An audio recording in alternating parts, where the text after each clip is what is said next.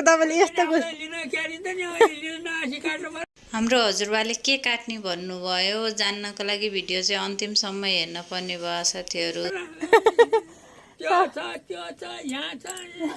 तरकारी खाने बेला पनि लिन कोही आउँदैन ल भएको गुनासो है तरकारी खाने बेला नि लिन आएन अरे कटुर पाकेको बेला नि लिन आएन अरे अब बुट्टा छुट्टा काटेर हालिदिन्छु भन्दैन।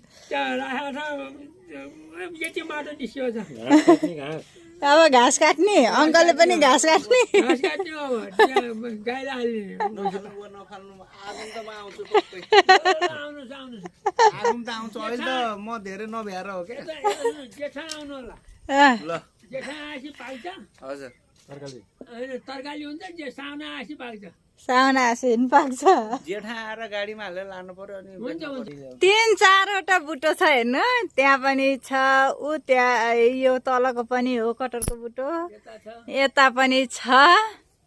बाले त घर कटर पाके धेरै पाकेर इष्टमित्रहरू लिन आउनु भएन भनेर अब बुट्टे कोही पनि आएनन् अरे है बाको गुनासो। नातिनीहरू अब छोरा पनि भर्खर कहिले कहिले देखा पर्छ अब बुटो काटेर फालिदिन्छु भन्नुभएछ।